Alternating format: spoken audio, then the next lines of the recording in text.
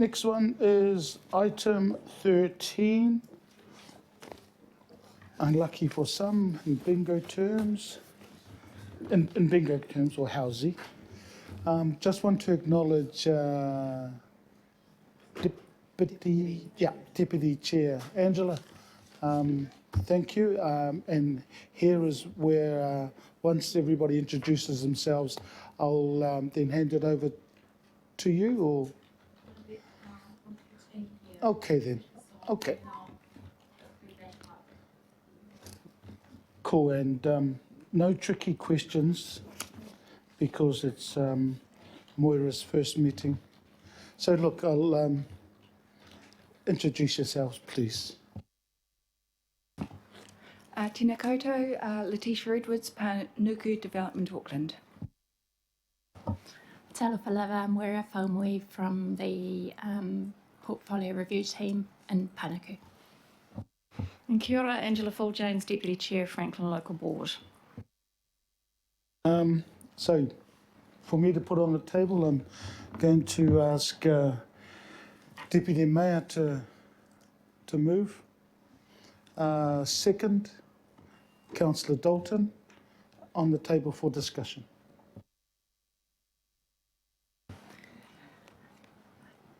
Good afternoon. I'm just going to read out an opening statement that Letitia and I prepared earlier. This will give you a bit of context as to the two properties we are putting up today. So the Beachlands properties at 17W Hawke Crescent and 39R Putakawa Road are service property optimisations which were identified following a request from the Franklin Local Board for Panuku to explore optimisation opportunities as a method of funding its strategic projects through the direct reinvestment of the sales proceeds from the sale of underperforming reserves. The Franklin Local Board approached Panuku in February 2018 and Panuku investigated potential sites. These sites were selected as they do not meet the Auckland Council's open space provision policy. Parks and Recreation Policy Department have confirmed that the reserves are not required to meet the Council's recreational open space provision target and they support the divestment of these properties.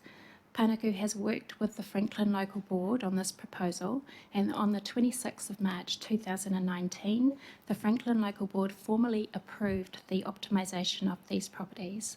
These properties are now before the PACE Committee seeking approval to revoke the reserve status to enable the disposal of these sites. Thank you. Whawhtailawa. Any further? Angela, you wanted to... Unless you want to take some questions, or I can, yeah. Okay. I think it's important for you Reason why I'm here. Yes.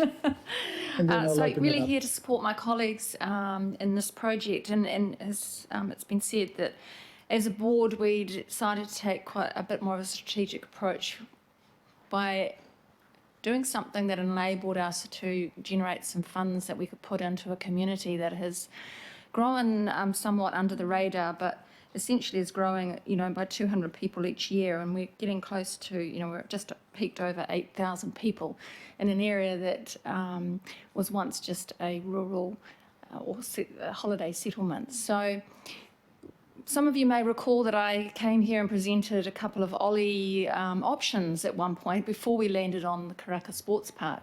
And those options were to try and address, particularly for the Beachlands community, the lack of community facilities, a couple of small volunteer libraries, and the vision here is that there could be a facility in the future that combines a number of things. And so hence that's why we sort of went about thinking, well, in the 10-year budget, it's going to take a while to achieve that. How can we as a board start taking responsibility and looking at these options? And hence, in Beachlands, we're fortunate to have some land that we can take this approach with. However, having said that, we did look right across Franklin. So this is, looking quite hard at some of the perhaps properties that aren't performing well or not doing what they initially was set out to do anymore. So we hope that, thank you for the moving and seconding of it already. And, we're very positive about how this will move forward. You'll see a bit more from us coming, to present, to advocate for projects perhaps in the 10-year budget review. We're not sure yet whether the OLI process will repeat itself, but fair to say if it does, it'll be one of our topics and projects that we will debate as a board, and I would hope that it would come forward to you. So, interesting enough, I mentioned that the population's just over 8K from some recent data. However, there are still more properties going in as we speak. And we also know there's an interest in a large pocket of land as well that hasn't been developed yet. When we look at the thresholds for community centres, and I know this item isn't about community centres, but I think it might just indicate why we're doing it. When you look at putting in a small community centre, you're usually looking at a population between 5,000 and 10,000. So that gives you an indication that we're pretty much reaching the end of that high phase of the small community centre threshold. And with a library, it's 10,000 plus. So we're getting pretty close. So we want to be prepared for this community. And this is one way that we can take some ownership and try and guide that direction for the future of the area. Okay, thanks, Angela. Yeah, look, it was moved and seconded, so we put it on the table for discussion. If there's no issues, the recommendation will then be put, and then hopefully it goes your way. Questions? Deputy Mayor. Just quickly, Angela, was there any dissension among board members around disposal of these properties that you're actually not guaranteed it's going to be reinvested back into this area, but potentially you're advocating for further work going forward? No, there's no disagreement. I suppose we have discussed the concern that, and initially the policy that was, some years ago, where all proceeds of any sale in a local board area would have to go into the big pot, so to speak.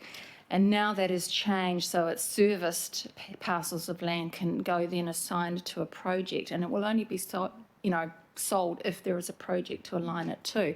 That is really heartening to have that happen. I would kind of start to talk about why do we need to even have the serviced and unserviced categorisation.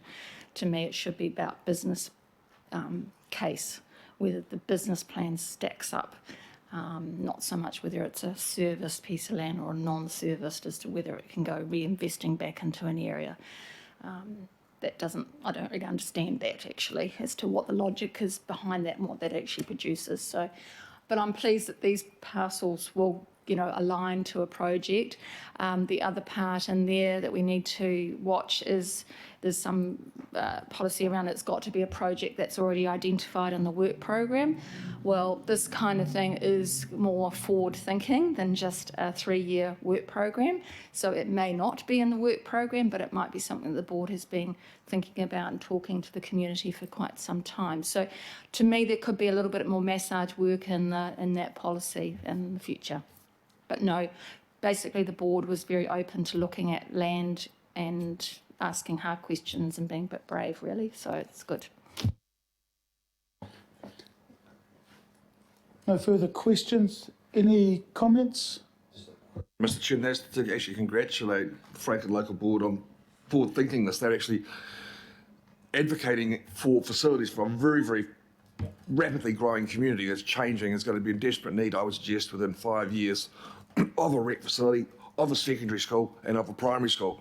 Probably something a bit more on the medical lines as well, because it is at the end of a road almost, but it has gone from a countryside little village, seaside village, that the education department told me 3 years ago might reach 8,000 people by the year 2030. Well, it's over that already. And this is why I again congratulate the whole Franklin Local Board for taking this proactive attitude of actually putting stuff on that's not needed onto the market in lieu of future planning for provisional facilities. It's good political leadership. Thanks for that, and again acknowledging Panuku as well. With working with the local board. So look, it's been moved and seconded, so I will put the recommendation. All those in favour? Against? Carried. There you go, Moira. There you go. Whawhtailawa. Okay. Item 14. And look, there's some recommendations that's coming up here as a result of the earlier discussions, and our director has, one, made me aware of them, and I supported being included. But Ian, if you could just explain the two, please, to the committee. So what I'm trying to do is just pick up some of the discussion that took place earlier as part of this meeting. So I'm trying to get in the work program, the sort of issues that were raised. And there were two. There was one around, I think Councillor Darby highlighted it, with respect to community engagement and participation. That came through the discussion right at the beginning of the meeting today around events, the role of events within engagement. So what I'm saying is, let's have that meeting at a workshop.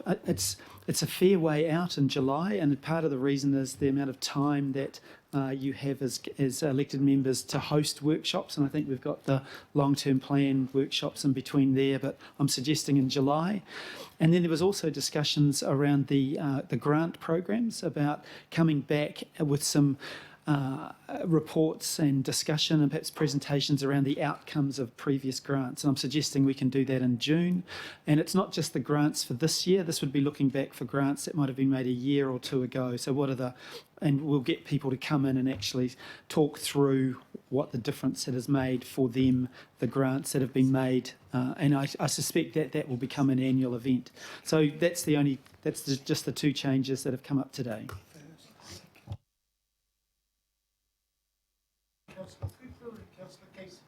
Thank you. I just wanted to elaborate a little bit more on the Councillor Darby's one from Boopsie's presentation this morning. For me, she was talking about the prohibitive costs and the barriers, and those would include community groups having to do zero waste events without being able to do that because they don't have the capacity and money.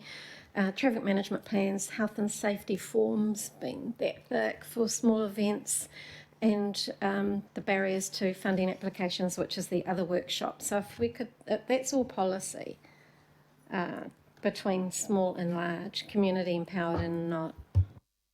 Well, perhaps I'll draft up some words, and we can actually perhaps have something have specifically around events and how we're handling. I know there are different views as to how efficient and so forth we are in facilitating events and the role of Auckland Transport, but I can get a report back and we can run through that specifically. Would that meet your needs? Okay. Yes, thank you. Sure.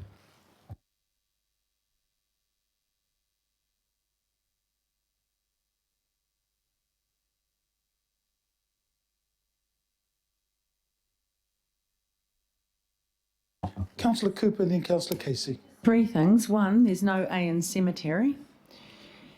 Just if you've got cemetery instead of E, so it's in the plan. The next one is, in terms of the Southern Initiative in this plan, you've lumped in the Western Initiative with it. I'd really like to see a separate line. I know there's sort of staff, etc., but it does sort of make it it's not really an offshoot. It's a separate initiative, and it's doing quite different things in quite a different way.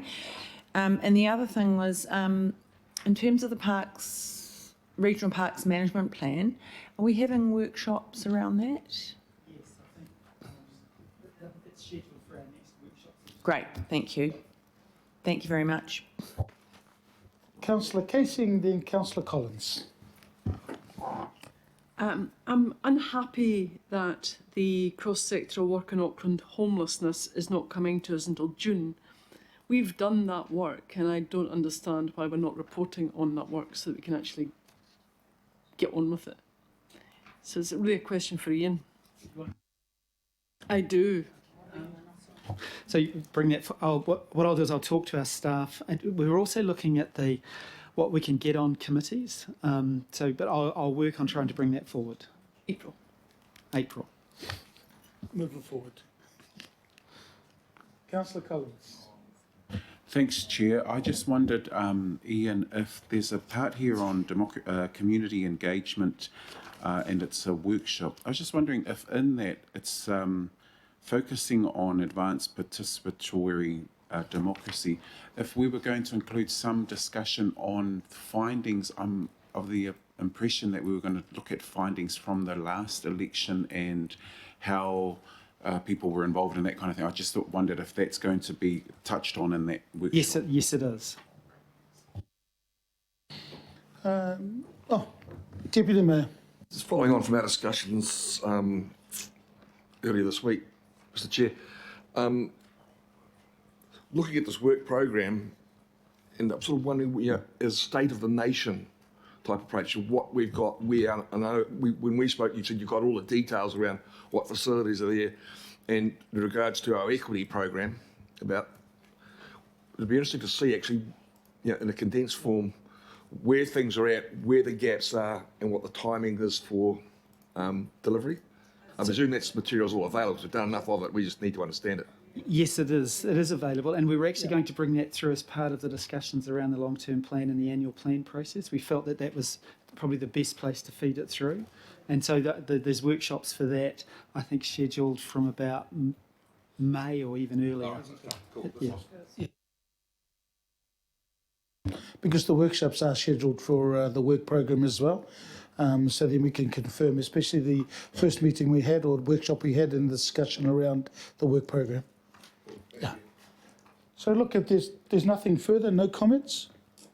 Councillor Dalton. It's a newbie question, I apologise.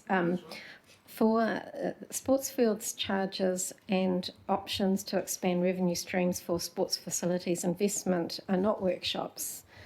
So where is the opportunity to have the prior discussions to that or briefings?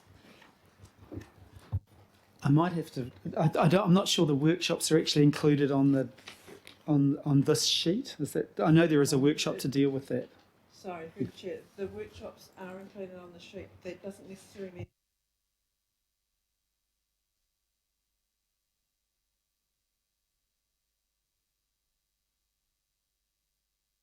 So we know that's an issue, and we're definitely aiming to have a workshop.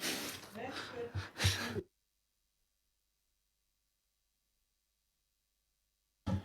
Okay, cool. Okay, it's been moved in second. Sorry, Councillor. Oh no, I was going to move it and then we can have lunch. But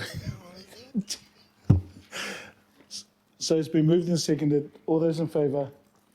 Against? Carried. Thank you so much to our committee. And Councillor Casey, before we all go down for lunch, just want to acknowledge the work prior to this and also the fact you're Deputy Chair, and thank you so much. Look forward to it. Thank you. Lunch is down.